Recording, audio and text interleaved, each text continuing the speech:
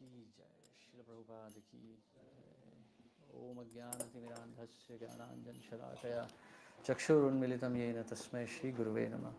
नमो विष्णुपादाय कृष्णप्रेष्ठाय भूतले श्रीमते भक्तिवेदान्तस्वामिनिति नाम्ने। नमस्ते सरस्वतीदेवे गौरवाणी प्रचारिणे निर्विशेषशून्यवादी पाश्चात्यदेशतारिणे श्रीकृष्णचैतन्य प्रभु Nityanand Shri Advaita Gadadhar श्रीवासदि गौरभक्तवृंद।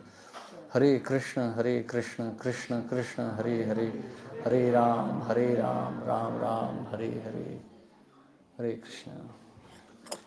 So, welcome to the Sunday Feast lecture of ISKCON Helsinki Shishi Gaur Nitai Temple. So today we are going to discuss from the Bhagavad Gita 16th chapter, the divine and the demonic natures. So in this chapter actually, Krishna is describing in detail. So the previous chapters, Krishna has talked about the three modes of material nature and how they influence different living entities. Krishna has already discussed what is the nature of this material world, how the living entities enter this world, and how they become influenced. So depending upon the influence this material nature exerts upon the living entities, different types of natures are created. So they are broadly classified as divine and demonic natures. The nature that is conducive to elevation to higher statuses of life is called divine nature. It is illuminating, it is pure, it is peaceful. And the nature which causes one to become more and more entangled in this material world and suffer the consequences is called demonic nature. So Krishna goes at length to describe these natures in this chapter. So we're going to take a couple of verses from here. So text number 10, Krishna is saying, Kamam ashritya dushpuram dambhamana madanvita mohad grihitva grahan pravartante ashuchi vrata.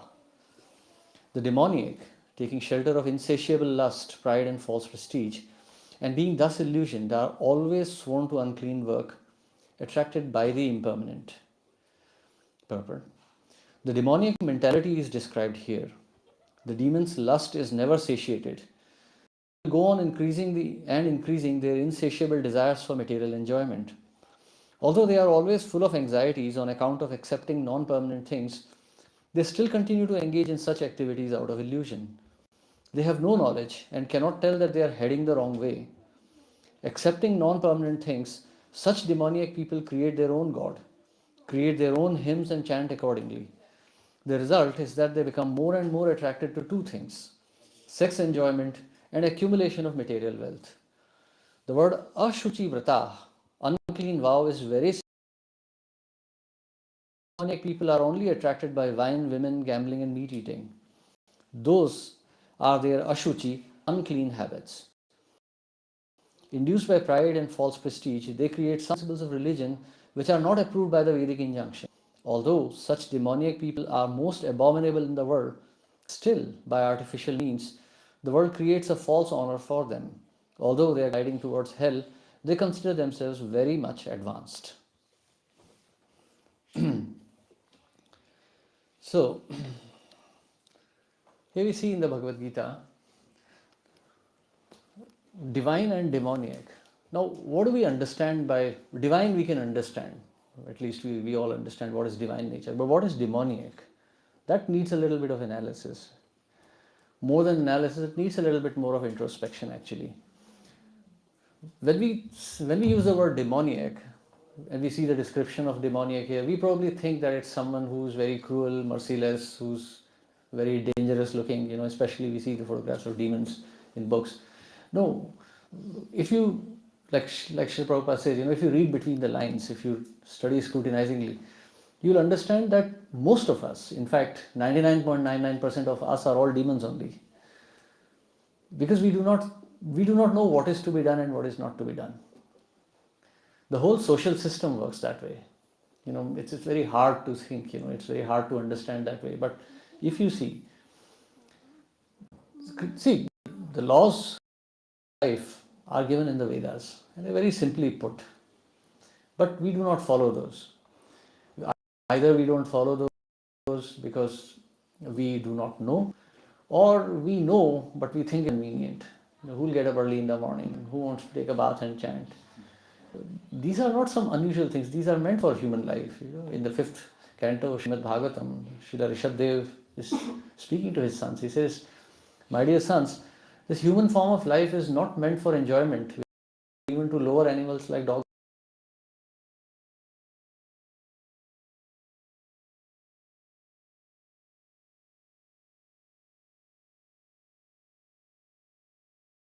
Human life is meant for purification. Dharmo hitesham adhiko vishesho. But we neglect it. It's all right, life is convenient. I have my car, I have my house. Like, why should I bother so much? I mean, things look pretty okay for me. But here Krishna is warning that this is very dangerous. It may be convenient. See, like I said, please try to introspect. It's not just a matter of what is written in black and white. It's not that simple. You see a man smoking a cigarette on the street. Smoking one cigarette is not going to give cancer. Drinking a glass of alcohol is not going to give cirrhosis of the liver. But when you continue, gradually it becomes a habit. At first it seems convenient, then it becomes a habit, and before long it becomes, an addiction. You can't give it up. That is demonic nature. We know what is right, what is wrong, but we don't do it. We don't follow the path. So Krishna is explaining that this is demonic nature.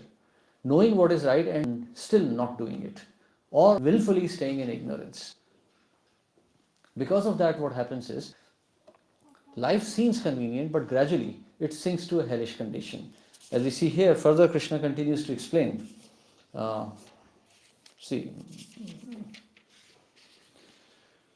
Thus perplexed by various anxieties and bound by a network of illusions, one becomes too strongly attached to sense enjoyment and falls down into hell.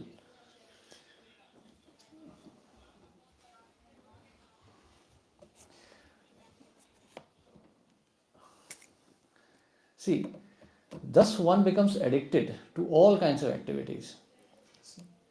See, there are always perplexities. Don't we see,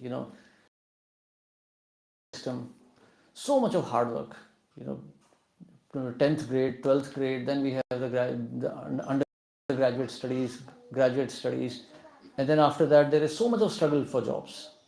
I mean, all of you are living in Helsinki, to get a job even in a K-City market is now practically impossible. Just recently, one engineer friend of mine applied for a job in K-City market for a counter clerk, and there were 180 applications ahead of him. So that's the situation. That's the reality. Perplexity, too much perplexity. The Vedas prescribe a very simple life. Vedas have prescribed that there are 4 varnas and 4 ashrams. Can you please go to the other room? Sorry. I mean, this philosophical discussion is not much. They get bored, so you can please take them to the other. Yeah. See, the varnashram system is prescribed for simple living. Sarve sukhinam bhavantu, everyone should stay. But we have an artificial industrial civilization. Just to give you an example, just to give you one logical thought. There was many years ago, there was this movie called Wall-E. Have you seen it? Yeah, you've seen it, right? They show this kind of a dystopian world. And then they show there's a spaceship where people are living. But have you noticed that the whole world was destroyed in that movie? And in the spaceship, there were some people who were living very luxuriously. How big was that ship? How many people living in that ship? When we talk of technology, it is not meant for everyone. In the medieval ages, the whole world was agrarian society. Everyone was living a peaceful life. Agriculture, cow rearing, some little bit of trade. Once industrialization took place, there was no place for farmers. Some of them killed off. So we had these wars, we had these Napoleonic wars, we had the First World War, we had the Second World War, and approximately 50-60 million people were eliminated in these wars. They were not needed, surplus humans. As more and more technology grows, there is less need for human beings. Just Those of you who are working in technology sector must be aware of artificial intelligence. Just last month, which was that? IBM fired 2,000 workers in human resources because they were not needed anymore. As technology progresses, human beings will not be needed. Machines, when tractors came, bulls were sent to slaughterhouses. When artificial intelligence comes, engineers will be sent to slaughterhouses also, in a very sophisticated way. That's why you have all these wars which are beginning now. So please try to understand, this is a demonic civilization. It is meant only on aham mameti. What can I enjoy at the moment? Doesn't matter what the cost is. This is demonic civilization. And because of this, everyone lives in anxiety. Tremendous anxiety.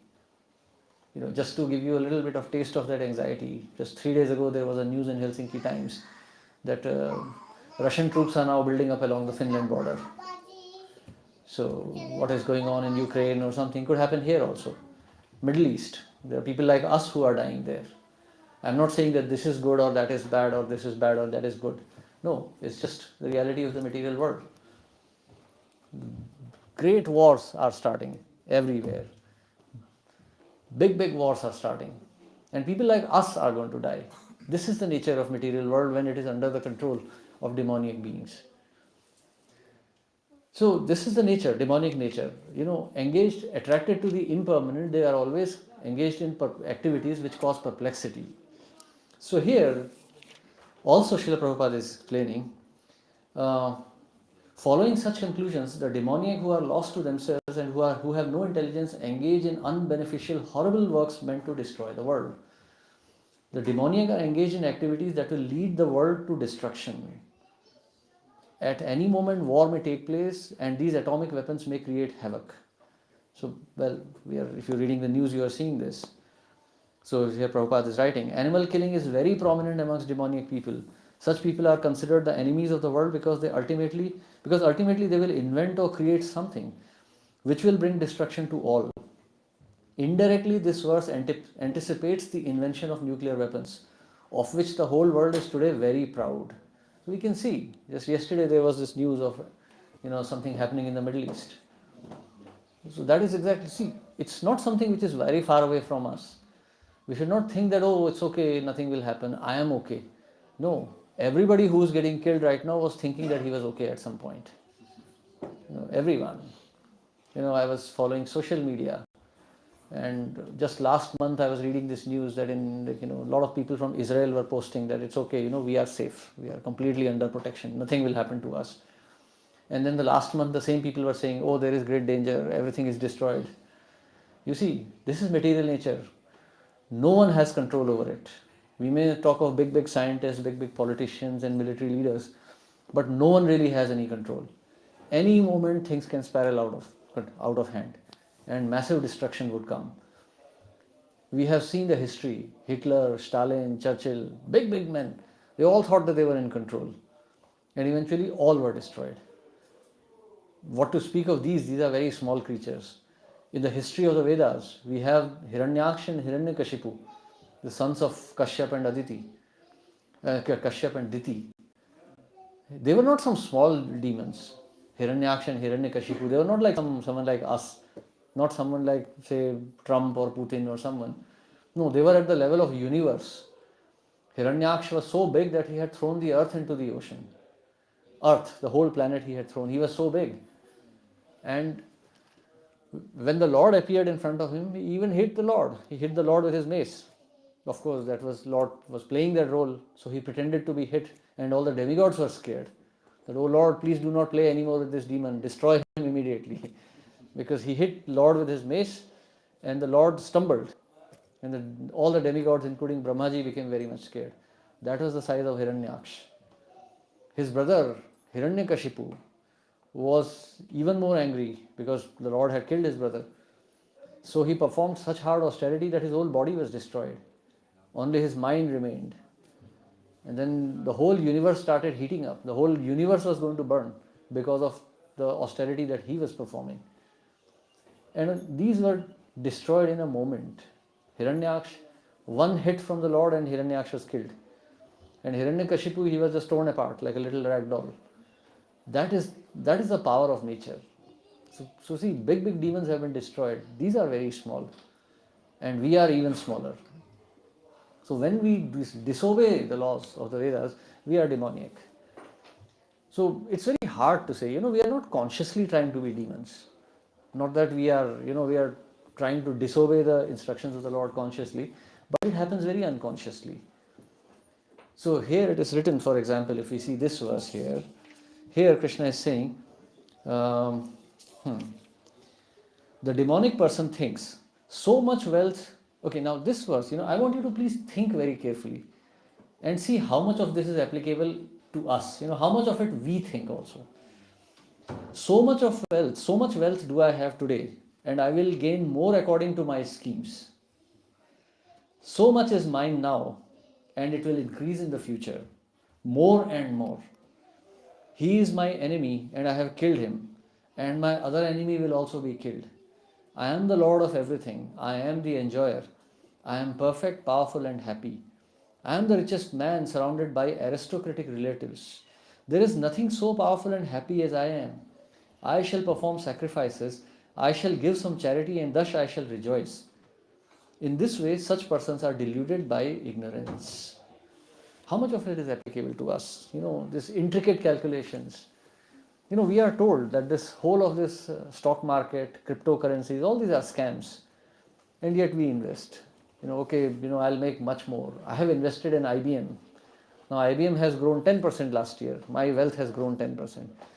All these calculations, all this kind of intricacies of the mind, creating perplexities which are making us anxious. That is demonic nature. Demonic nature doesn't mean that you take a knife and you start stabbing people on the streets, or that you throw bombs on your neighbors. No, that is extremely demonic. But even at a small level, this is demonic nature. And why is it considered demoniac?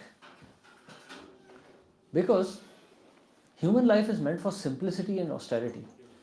How much do you need? Just eat some food, just have a basic shelter, lead a basic peaceful life.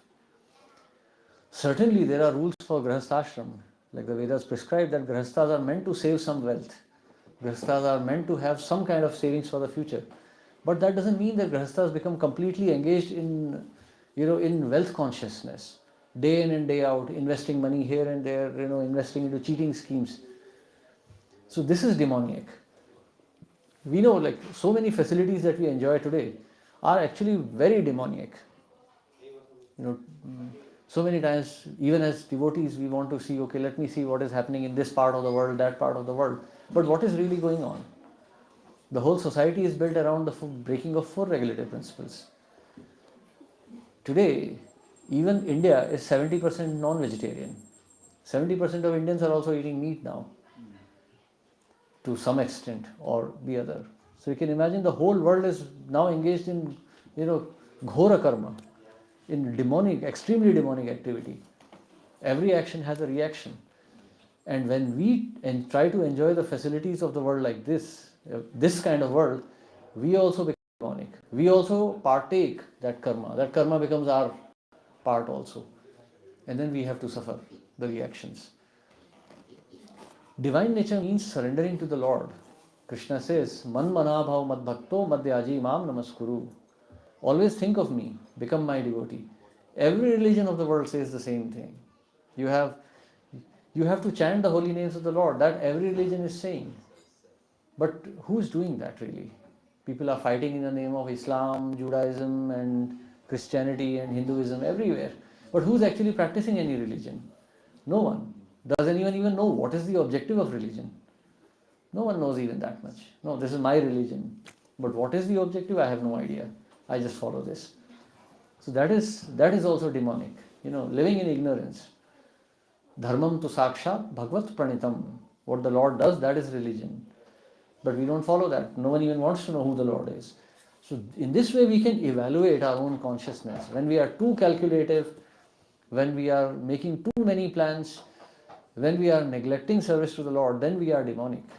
It's hard, it's hard for us to understand, but that's what it is. When we see the facilities of this world and we say, oh, this is nice, we are actually demonic. Vedic lifestyle is very simple. There are 4 varnas. So Brahman, Kshatriya, Vaishya, Shudra, and they have designated duties. Shudras engage in labor work, Vaishyas engage in Krishi Goraksha Vanijya, agriculture, cow protection and trade. Kshatriyas engage in protection, administration and military duties, and Brahmanas engage in yajan yajan pathan pathan, performance of yajnas and teaching, education and teaching. These are designated activities. Beyond this, everything else is just chaos. But today's society is completely mixed up, completely, everything is messed up. Anyone who receives a salary is actually a Shudra, not a Brahmana. A Brahmana is not born. Janmana jayate Shudra. Everyone is born a Shudra. One has to qualify as a Vaishya or a Kshatriya or as a Brahmana. So this is the Vedic system. And even then, even so, only the Vaishyas engage in commercial activities. Not that Brahmanas are charging money for their activities or that Kshatriyas are charging for protection. No. So this is the Vedic system. And in the Vaishyas also, only the Grahasthas engage in commercial activities. So Grahastha means one should be working only 4 hours a day. Simple agriculture, one piece of land and some cows. This is Vrindavan consciousness. So of course now we see the whole world is completely distorted. Now no one can practice this anymore, even if one wants to. So in this way we can see that the whole world is so grossly demonic. And the result of this is that everyone is living in anxiety.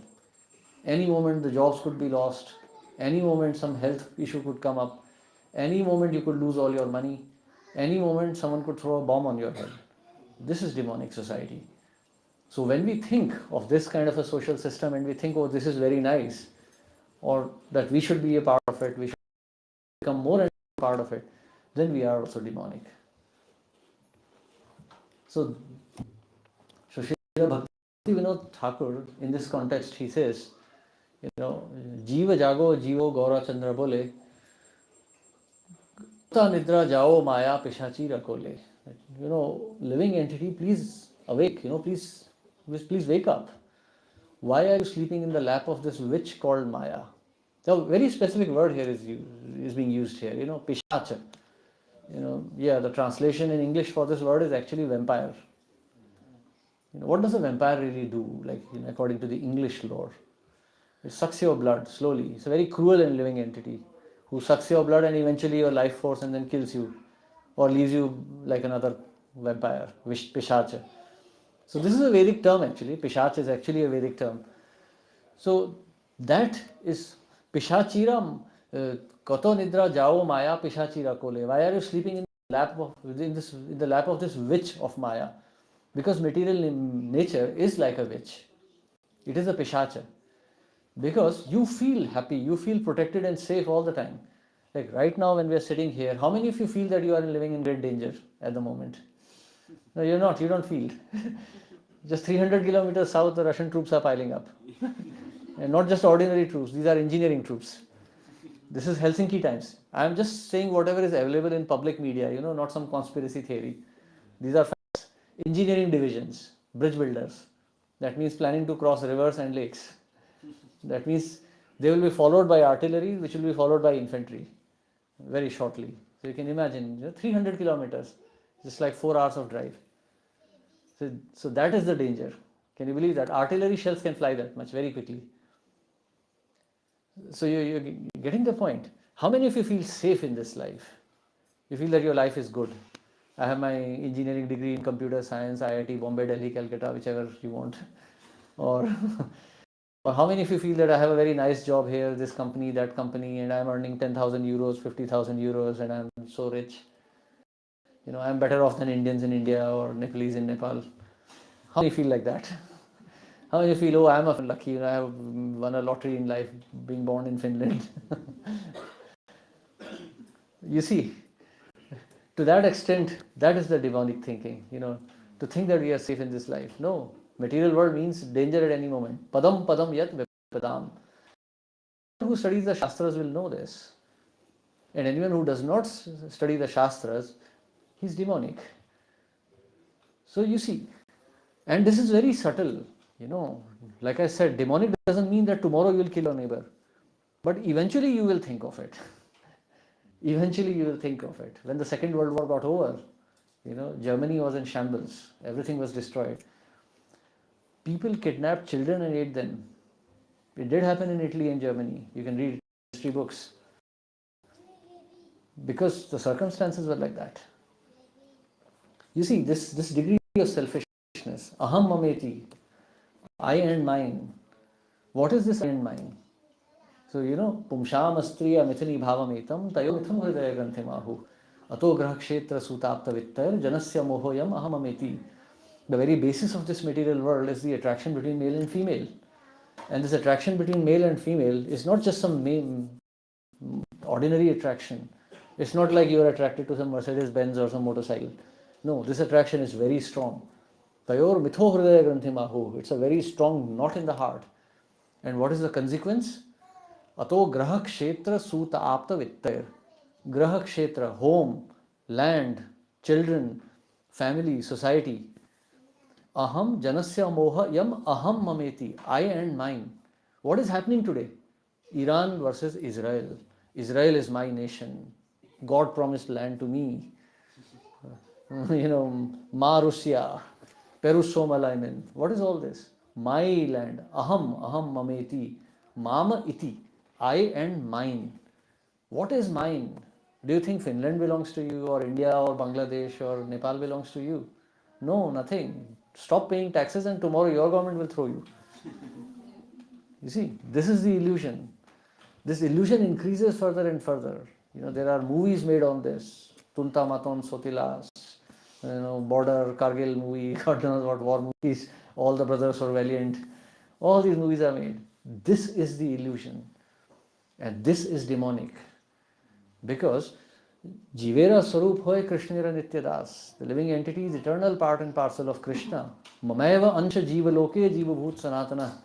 The Jiva is not Finn or Bengali or Indian or Pakistani. The living entity is Brahma. Aham Brahmasmi.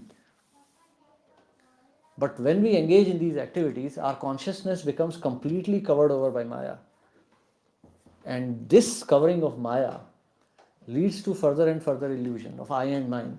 And when it is I and mine, then there is no place for you and yours. If I am powerful, I will take what belongs to you. I will invade your land, I will invade your home, I will take away whatever belongs to you, because now it belongs to me. Might is right. And this is the foundation of demonic nature. It's very small, isn't it? I got 99 out of 100 in the examination and I qualified for that exam. You see, this is the root of this demonic thinking. I have worked so hard. I am a computer engineer, so I got a job. The other person was not an engineer, he lost the job. This competitive thought process, this is demonic. The whole world, Vasudhaiva Kutumbakam, it belongs to all living entities. Certainly we have to maintain our sustenance, but this competitive desire to rule over us, this is demonic nature. I am superior to others. So this is demonic. It's very subtle, you see. It's very common. We see it everywhere and we feel it is normal. We engage in these activities and we don't think anything bad about it. But Prabhu, if I don't do this, how will I get my job? How will I clear my exam? But you see, this is the root. It may be looking normal. Everyone else may be doing it. We may be forced to do it. But at the moment, please try to understand that this is the root of all the problems. And Krishna here is explaining further down that it is not so simple that, you can say, it's all right. Here Krishna says that attaining repeated birth amongst the species of demoniac life, such persons can never approach me. Gradually they sink down to the most abominable type of existence. There are 3 great gates leading to this hell: lust, anger and greed. Every sane man should give these up, for they lead to the degradation of the soul. It's just like smoking cigarettes or drinking alcohol. It is very pleasurable when you do it. Or for that matter, even drinking simple soda. It's pleasurable when you do it. But in the long run, you pay the price. Fatty liver, Prabhu, sorry, no more sugar, no more oil. Eat boiled potatoes now. You see, long-term damage. So these demonic activities in the short run, they feel very nice. It's nice, like if I can knock your head with a brick and take your car, I am rich. But in the long run, police will catch me. and I'll go to the prison. You're getting the point. So demonic nature in the long run leads to degradation and complete destruction. We have seen this so many times in our own histories. So many people have lost their lives. So much of destruction has happened. So this is demonic nature. So in this context, Sri Chaitanya Mahaprabhu says that you have to always chant the holy names. It is said in Sri Chaitanya Charitamrita, Ata Shri Krishna Nama na na bhaved graham grahyam indriyai. So names, forms, pastimes of Krishna cannot be just understood by talking about Krishna. Okay, I saw the photo, now I've seen Krishna, now I know who's Krishna. No. So one has to chant, Sevan mukhe jibhadao swayam eva spuratyata. So you have to constantly chant the holy names. See, demonic nature cannot be overcome just by thinking, okay, now you may go back and think, okay, Prabhuji told about demonic nature, now I'll not be a demon. No, it's not going to be so simple. You have to get rid of it. The only process of getting rid of this is swayam eva spuratyada. To get this divine nature, you have to work hard. You have to chant the holy names of the Lord. You have to chant the holy names of the Lord. This chanting should not be done just like that, okay, Hari Bol, I've chanted Hare Krishna. No, it has to be done with consciousness. It has to be done with a conscious effort. Mahaprabhu says, Bahu janma kare yadi shramana kirtan, tabhu to na paye Krishna pade premadhan. You can't just become divine, or you can't just attain the love of Krishna simply by chanting like that. There has to be a particular mood. You have to give up this demonic mood. So, Srila Bhaktisiddhanta Saraswati Thakur says, you have to acquire the mood that Mahaprabhu is prescribing. Tanadapi sunichena taroriva sahishnuna amaninaha manadena kirtaniya sadahari. So, I just thought I'll give it a very practical. You might have heard this verse 1,000 times, but let's just understand it practically. Today you may be working as an engineer or a scientist or whatever. And you can't just go back and resign from your job tomorrow and start chanting the holy names. But from today, at least try to understand that you are living amongst great demons who are always very angry and always savage. You are living happily, peacefully because the demons are allowing you to live. They have thought, okay, it's all right, this person, let me allow him to live today. That's why you're living peacefully. Otherwise, you can see what's going on in the Middle East and just south of Europe right now. The day demons decide that they'll take away your life. So you should understand, you should seek the shelter of the Lord at every step. So at least practically understand that we are living in a very demonic world. We are living at the mercy of demons. We have to somehow get out of this danger. And how do we get out of this danger? When we become divine, then we can seek divine shelter. Why will Krishna give us shelter when we are not even pure enough? When we are not even seeking his shelter? So try to seek his shelter. Try to purify yourself.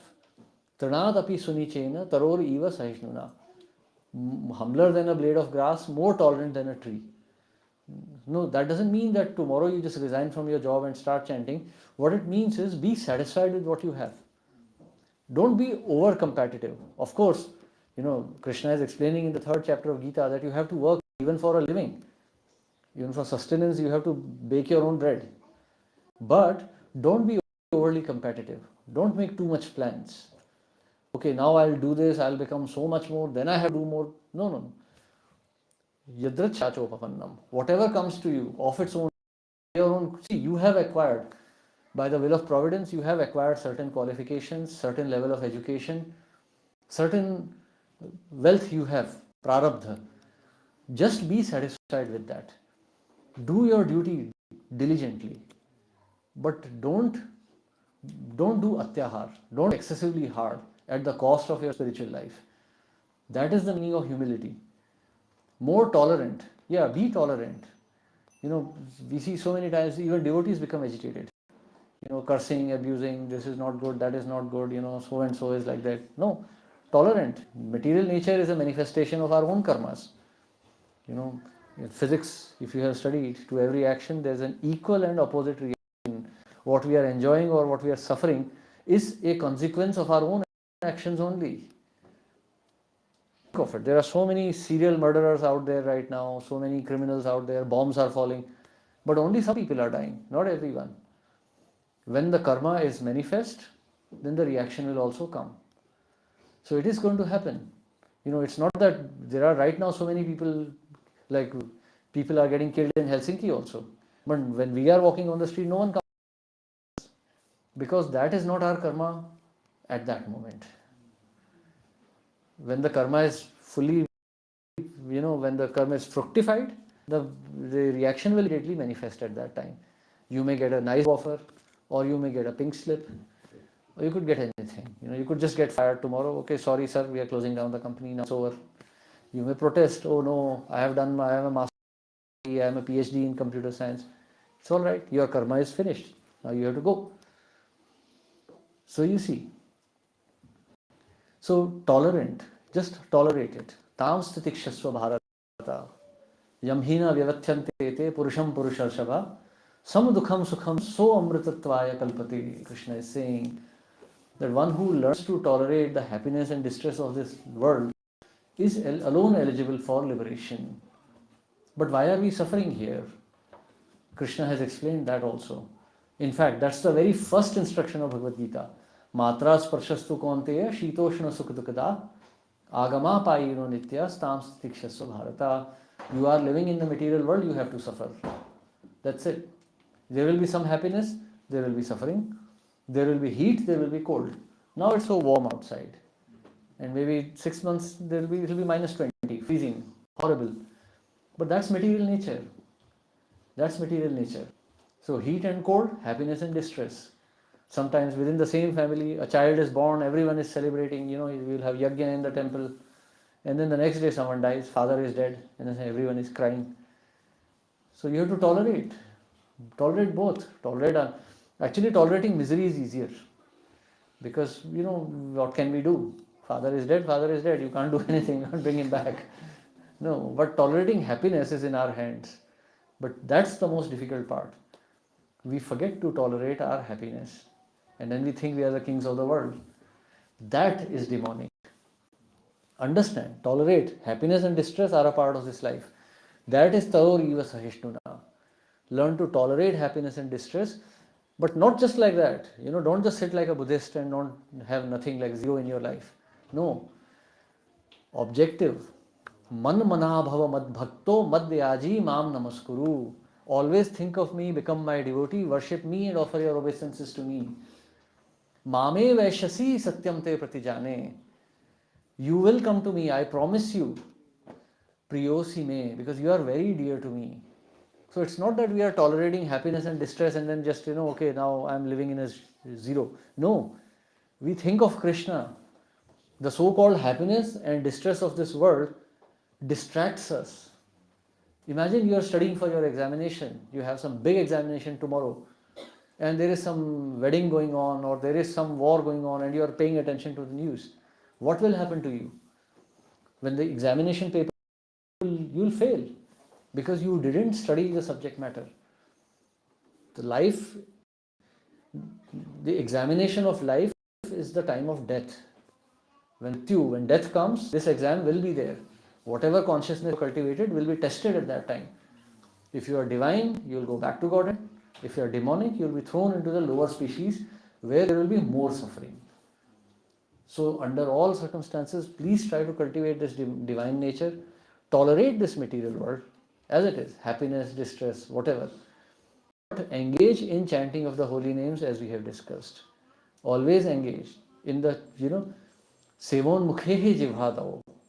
Engage your tongue in taking prasad and chanting the holy names. Then this divine nature will manifest. Swayam eva spuratyada. It will manifest on its own.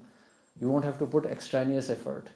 So study the scriptures, chant the holy names with a desperate prayer, understanding how dangerous this material world is. We live in middle of demons. Okay? Hare Krishna. Thank you very much. Yes, questions and answers, please. I'm satisfied. Yes. Any questions? questions, any comments? Okay. Seems like the majority of the people are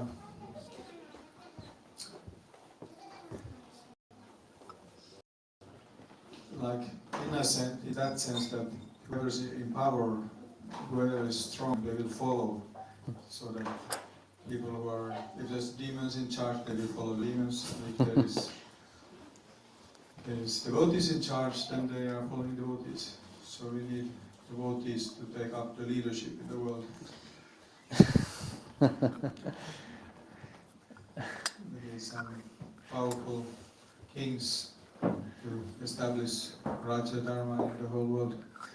Yeah, I think it's a bit late for that now at the moment. There's, war seems imminent now, so yeah, that's a nice comment. I mean, previously, there were kings like Janak, there were kings like Yudhishthir, great kings who established the rule of the Lord. But today we don't see that anymore. Today we have the demon crazy democracy. Donkeys electing donkeys, like Prabhupada used to say. So, because there is no one innocent, we are in the material world means we are not innocent. Aham mameti, this concept of I and mine, when this false ego manifests, like it kind of fructifies, then we become very demonic. So yes, it is right. But if we see, even in the case of Yudhishthir, a devotee has to purify oneself first. Yudhishthir Maharaj actually ruled for a very small time. A very small part of his life he was the ruler.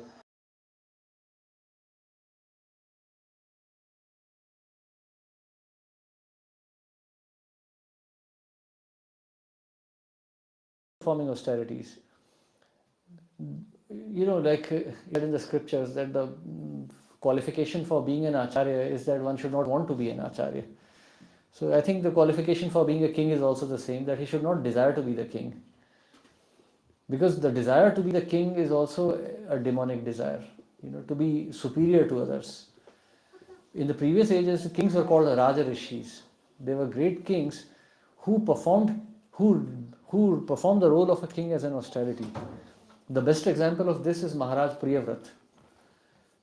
So Maharaj Priyavrat is a very a glorious personality. Maharaj Priyavrat was the son of Manu. So just in case you have studied Bhagavatam a little bit, he was the brother of Devahuti. He was the uncle of Lord Kapila, who's an incarnation of Krishna himself.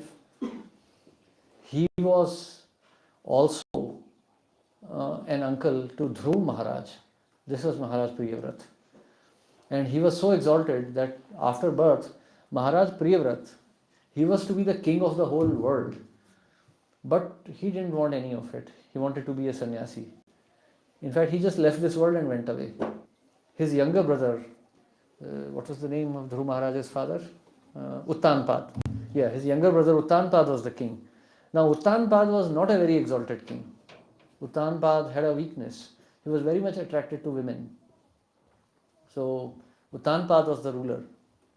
When Uttanpad's son, Dhruv Maharaj, became favored by Lord, then Uttanpad also awakened. And then, seeing the deplorable condition he was living in, he took sannyas.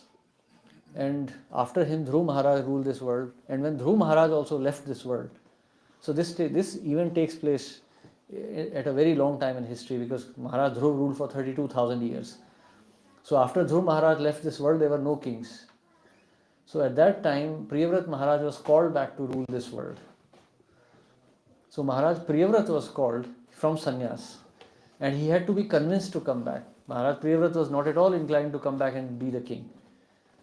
So this was the glorious position of our kings, our human kings. I'm not saying Indian kings. These are all for the whole of humanity. These are the great personalities who ruled. And Maharaj Uttanpad divided this world into 7 parts. Maharaj Priyavrat divided this world into 7 parts. He restored order to the universe. And after that, when his duties were done, he again went back. He left behind, it is mentioned, Srimad Bhagavatam mentions this specifically. He left this world, he left his beautiful wife and children and the kingdom, just like a man leaves his stool behind. No one looks back. What kind of stool I had. No one feels sorry, I flushed my stool. No, one is completely detached. So just like that, Maharaj Uttanpad left this world behind. These were great Rajarshis. Maharaj Yudhishthir, when he got the news that Krishna has left this world, he immediately decided to take sannyas. So these are Rajarishis. These are saintly kings. So who do not desire to rule the world. In fact, that's the wrong word, I would say. Who